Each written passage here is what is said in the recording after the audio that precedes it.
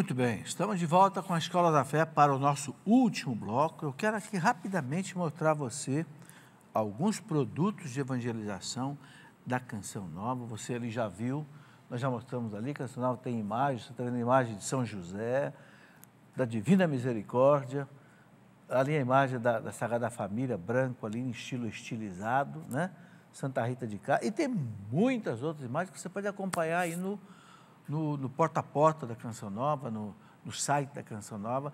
Essas imagens chegam na sua casa embaladas, né, num plástico bolha e numa caixa de isopor. Então, bem embaladinho, chega pelo correio sem dano, sem nada. Muito bem, quero mostrar alguns livros. Já falei do livro dos 7 Sacramentos sobre esse assunto, né? Já falei dos 7 livrinhos sobre o sacramento e quero mostrar aqui outros livros importantes para a nossa espiritualidade. Nós estamos na Quaresma. Então, na Quaresma é muito importante os livros de meditação. Então, por exemplo, Entrai pela Porta Estreita. É um livro para você, Jesus entra pela porta estreita, porque a porta larga é a porta do pecado. Então, a porta da salvação é a porta estreita, né? Só por ti, Jesus.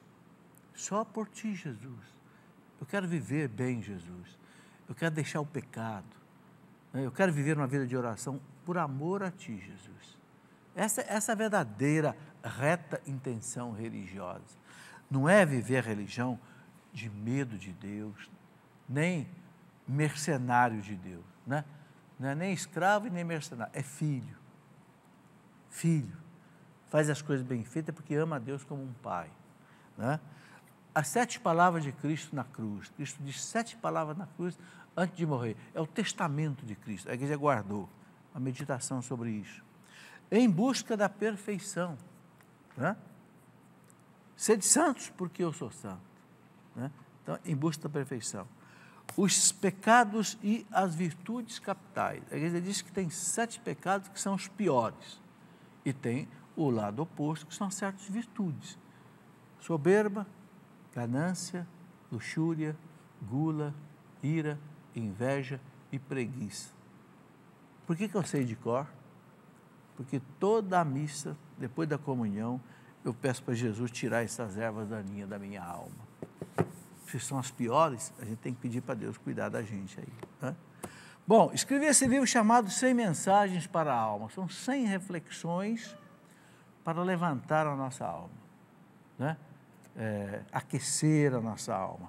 Um dia, um padre me disse assim: mosca não senta em prato quente, né? Ou seja, o demônio não tenta quem tem a alma aquecida. Quando é que a mosca senta? Quando o prato esfria. Então, a panela de feijão fervendo, a mosca não desce ali não. Mas se o feijão esfriar de um dia para o outro, aí começa a descer os bichos ali, colocar as suas larvas ali. Vida espiritual reduzida a 3 princípios. Esse é um livro antigo, reeditado, do padre Maurício Mechler, jesuíta, extraordinário esse livro, né? Como também o Construir o Homem e o Mundo, do padre Michel Coat, padre francês. Esse livro aqui era um livro que o padre Jonas usava na nossa formação de jovens, há 40 anos atrás. O Breviário da Confiança dispensa comentário, é um clássico de espiritualidade para se ter confiança em Deus, sobretudo nas horas difíceis da vida. O Combate Espiritual, livro de cabeceira de São Francisco de Sales, doutor da igreja, né? De um monge chamado Lorenzo Scupoli, tá? Muito bem, e tem muitos outros livros, né? Por exemplo, tem gente que não sabe se confessar, então tem um livrinho aqui, Por que confessar, como confessar. Quaresma é tempo de confissão, né? Depois também, para fazer uma boa comunhão, como comungar, não cair na rotina, né, de comungar mal. Não, como é que eu devo comungar bem, encontrar o Cristo, né?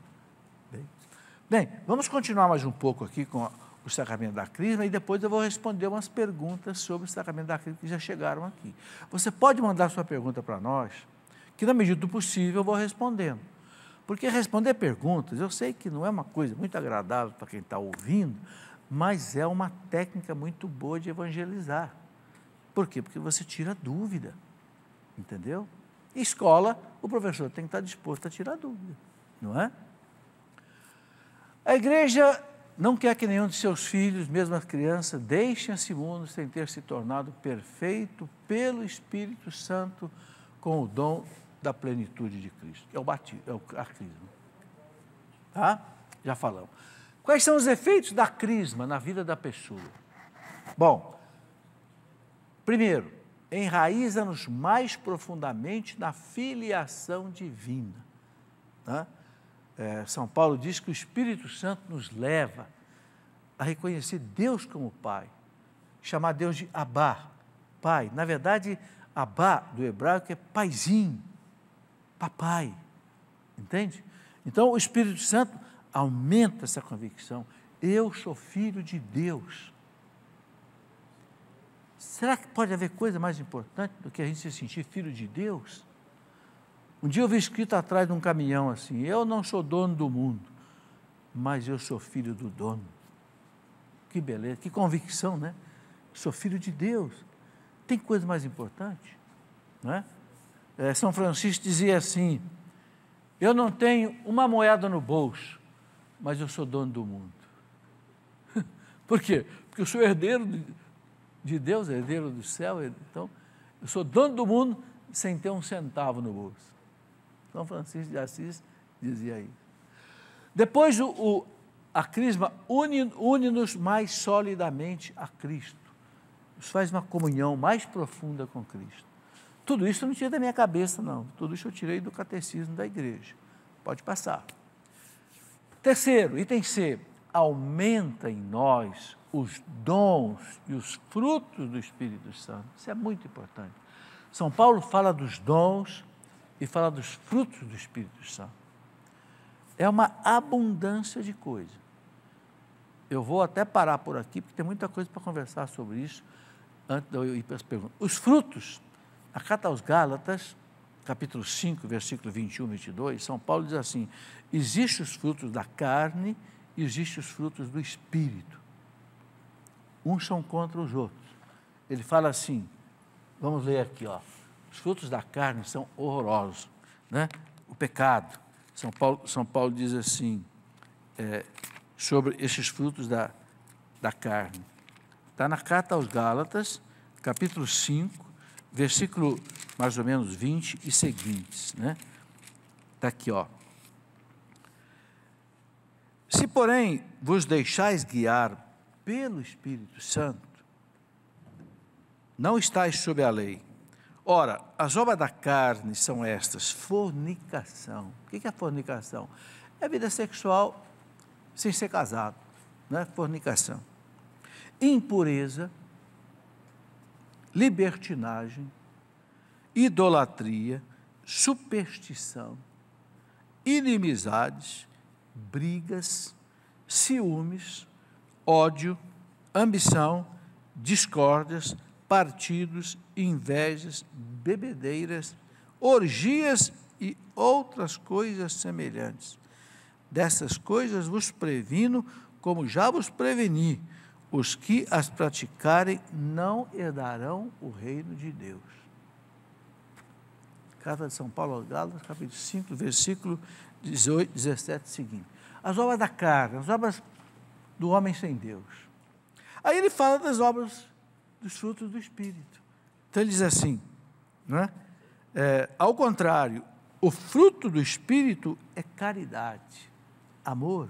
Deus é amor. É o Espírito Santo que produz em nós a caridade, né? Alegria, alegria. Quanta gente triste nesse mundo, né? Alegria é a força da vida da pessoa, é dom do Espírito Santo. Alegria, paz. Tem coisa mais importante do que a paz? O judeu, quando saúda um outro, ele diz shalom. Shalom. E o shalom para eles, a paz, não é só a paz, a ausência de guerra, é tudo de bom. Entende? É a felicidade, é o shalom, a paz. Não adianta você ter dinheiro, não adianta você ter saúde, se você não tiver paz.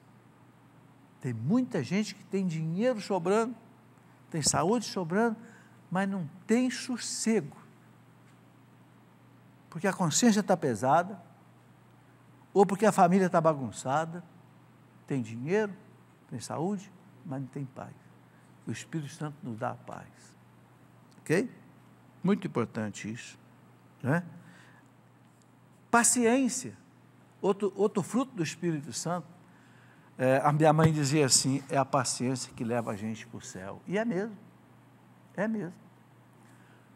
Os santos diziam que tem 2 tipos de martírio. O martírio da espada e o martírio da paciência. Né? Você suportar o sofrimento, você suportar uma pessoa chata que vive com você, às vezes te apurrinhando, você não perde a linha, paciência, né? Leva a gente para o céu. É fruto do Espírito Santo. Eu sou impaciente, eu perco a linha toda hora, eu tenho peça para o Espírito Santo. Espírito Santo me dá o dom da paciência. E sabe como é que ele dá o dom da paciência para você? Ele põe uma pessoa chata do seu lado, para treinar você a ser paciente. Não reclama não, entendeu? É assim que ele faz. Depois aqui, olha, além da paciência, ele continua, afabilidade. Afabilidade é bondade, é mansidão. Não tratar ninguém, né, maltratado. Bondade, fidelidade. Fidelidade a Deus é fé. Fidelidade aqui também, outras traduções da Bíblia, traz fé. Fé em Deus. O que é fé em Deus? É a força da alma, é a força do cristão. A fé em Deus é você acreditar que Deus cuida de você. Jesus disse, muito mais do que Ele cuida das aves do céu, cuida de você. Né? Então, a fé é aquela pessoa que se abandona nas mãos de Deus. Acredita que Deus vai cuidar dele. Então, por exemplo, reza o Salmo 90. Hoje eu falava na palestra aqui de manhã na Canção Nova. Né? A fé leva você a se abandonar nas mãos de Deus. Então, o Salmo 90, o salmista reza assim, né? Tu que habitas sob a proteção do Altíssimo Deus, tu que moras à sombra do Onipotente, diz ao Senhor, vós sois o meu refúgio, a minha cidadela, o meu Deus em quem eu confio. É Ele que te livrará do laço do caçador e da peste perniciosa. Ele te cobrirá com as tuas plumas, como uma galinha cobre seus pintinhos, né? Ele te cobrirá com as tuas plumas, né? E fala, caiam 1000 à tua esquerda, 10.000 à tua direita, tu não serás atingido. Então, é a fé, dom do Espírito Santo. Eu não tenho fé, peça ao Espírito Santo. Entendeu?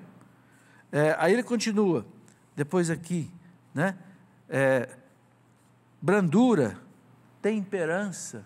Brandura é docilidade, né? Temperança, o que é a temperança? Autocontrole, domínio. É uma das coisas mais importantes que existe na vida espiritual, você ter domínio. O Gandhi, que não era cristão, Gandhi dizia assim, mais importante do que você ser capaz de dominar uma cidade, você dominasse a si mesmo. Entende? Gente, esse é o grande problema. Muita gente, eu não consigo vencer essa tentação, eu não consigo deixar de comer demais. Falta temperança, ou seja, falta controle, falta domínio. Por quê? Porque a carne é fraca. Jesus diz que o espírito é forte, mas a carne é fraca. A natureza humana foi enfraquecida pelo pecado original. Então, como é que eu posso ter essa força de vontade? Pelo Espírito Santo. São Paulo fala, na carta aos Romanos, no capítulo 8, versículo 3, todo aquele capítulo 8 da carta aos Romanos é tudo sobre o Espírito Santo. Né? São Paulo fala ali o seguinte, uma coisa muito bonita. Se viverdes pelas obras da carne, morrereis. Mas, se pelo Espírito Santo fizerdes morrer as obras da carne, vivereis. Mas São Paulo fala uma coisa muito importante. Se pelo Espírito, se pela força do Espírito Santo fizer morrer as obras da carne, você vai viver. O que São Paulo está dizendo? Nós não temos força sozinho para vencer a concupiscência da carne, a concupiscência dos olhos, da soberba da vida, aquela tríplice concupiscência que São João fala, né? Entende? Vencer essa tendência ao mal que ficou na nossa natureza por causa do pecado original. São Paulo chega a dizer: homem infeliz que eu sou, não consigo fazer o bem que eu quero, faço o mal que eu detesto. Está lá no capítulo 7 da Carta aos Romanos. Aí ele diz: mas graças dou a nosso Senhor Jesus Cristo, que me dá a salvação. Então, o Espírito Santo nos dá os seus dons. Então, a crisma faz com que a gente cresça nos frutos do Espírito Santo e nos dons. Eu vou deixar para falar desses dons na semana que vem, porque tem os dons infusos, né? E tem os dons carismáticos. Os dons infusos, né? Sabedoria, ciência, inteligência, conselho, fortaleza, piedade e temor de Deus. Os 7 dons infusos, que a criança já recebe no batismo, assim como que em forma de semente, e que vai desenvolvendo nela, com a catequese, né, com os sacramentos. E tem os dons carismáticos que São Paulo coloca na Carta aos Coríntios, primeira Carta aos Coríntios, capítulo 12. Então ele fala o dom de línguas, o dom do discernimento, o dom da fé, o dom da profecia, o dom da palavra de ciência. Então a gente vai falar sobre isso também, devagar, na semana que vem. Agora, eu vou responder aqui algumas perguntas, tá? Eu quero dizer a vocês, com toda honestidade, que essas perguntas chegam aqui, assim, agora, né, por Facebook e tal. Então, eu estou respondendo aqui sem ter preparado uma resposta. Se, de repente, eu responder alguma coisa aqui que não esteja certa, eu não tenho compromisso comigo, não, tenho compromisso com a verdade de Deus. Se, porventura, eu disser alguma coisa que não está certa, eu peço que você me corrija.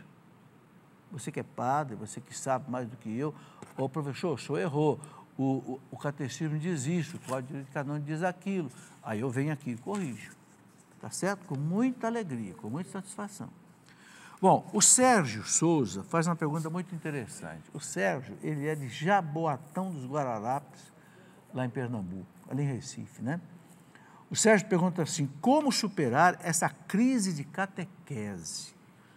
A crisma deveria formar novos soldados de Cristo, de fato, né, renovados no Espírito Santo, essencialmente novos missionários, mas o que se vê é a evasão de muitos após serem crismados.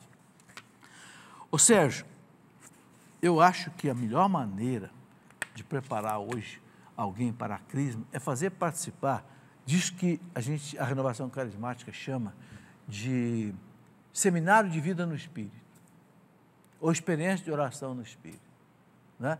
Pelo menos é uma formação assim sistemática, onde a pessoa aprende o que são os dons do Espírito Santo, o que são os frutos do Espírito Santo. Isso nós estamos fazendo aqui, né? E fazer aquela experiência de ser batizado no Espírito Santo, ser renovado no Espírito Santo, de modo que quando o jovem for ser crismado, ele receba realmente a infusão do Espírito Santo. Agora, isso depende de uma boa catequese. E aí, gente, a crise está aí. Nós não temos catequistas. Nós não temos catequistas. Por que nós não temos bons catequistas? Porque tem muita gente boa de braço cruzado. Entendeu? Faltam catequistas. Tem muita gente que está aí aposentado, professor aposentado, que tem cultura, tem sabedoria, não se oferece para uma pastoral de crisma, de batismo. Aí o que acontece? Muitas vezes ficam pessoas ali, que às vezes têm muito boa vontade, mas às vezes não têm um preparo adequado para ser catequista. Eu estou falando isso porque eu vejo com os meus olhos.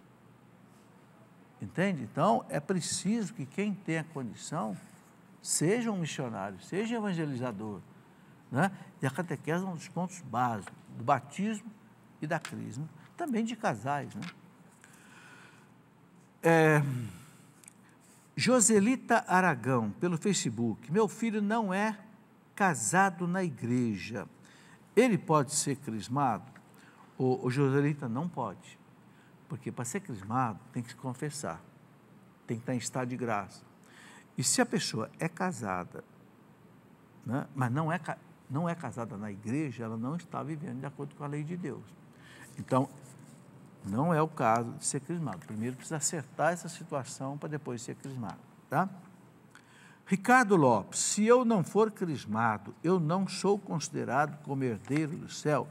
É herdeiro, Ricardo, porque a gente se torna herdeiro pelo batismo, entendeu? O batismo, já falei aqui, nos faz filho de Deus, herdeiro do céu, membro do corpo de Cristo, etc. Mas a crisma é obrigatória, entendeu? Fernando Gonçalves, o que a igreja tem feito para fazer com que a crisma seja importante na vida dos fiéis e não uma obrigação, como alguns veem? O que a igreja tem feito? Olha, hoje tem o curso de preparação para a crisma.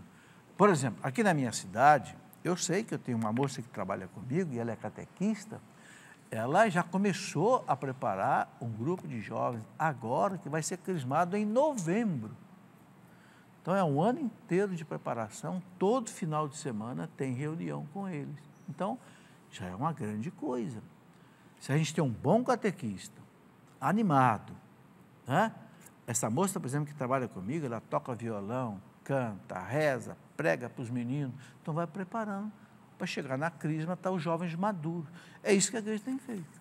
Agora, claro que isso vai depender de cada paróquia, vai depender de cada pároco, vai depender da equipe de catequese, que o padre pode contar com eles, né? Rinaldo Moreira, caso ocorra um óbito de um padrinho ou madrinha, ele pode ser substituído?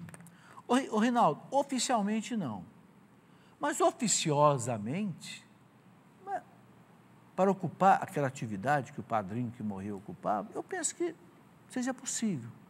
Oficialmente não, por quê? Porque não está em nenhum documento da igreja isso escrito assim como uma norma. Mas eu penso que, dentro do bom senso, né, vai fazer o bem, né? Eu penso que isso aí não seja impedimento para ninguém. Eliana Braga, de São Paulo, via e-mail. Pode-se escolher como madrinha da crisma a nossa própria mãe? Pois hoje me arrependo de ter escolhido uma amiga que foi minha madrinha, mas depois de ser católica e não mais.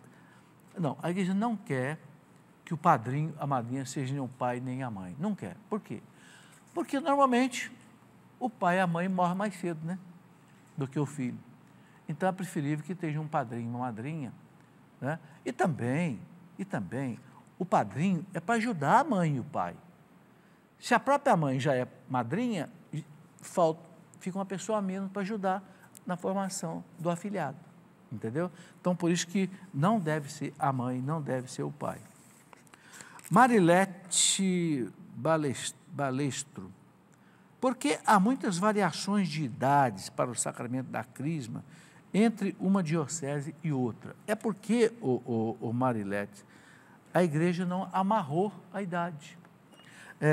O cânon 891 do Código de Direito Canônico fala da idade que a pessoa pode ser crismada. E aqui eu vou ler rapidamente para você. Diz assim, cânon 891, o sacramento da confirmação seja conferido aos fiéis mais ou menos na idade da discrição, a não ser que a conferência dos bispos tenha determinado outra idade, ou seja, ou haja perigo de morte, ou a juízo do ministro uma causa grave. O que é essa idade da discrição? É a idade onde a criança tem uso da razão, a partir de 7 anos de idade. Eu fui crismado com 8 anos de idade, me lembro direitinho. Mas a igreja no Brasil, então aqui tem uma nota aqui no código, dizendo o seguinte, idade da discrição significa 7 anos completos. No documento pastoral da confirmação, a CNBB não chegou a fixar uma idade para todo o país.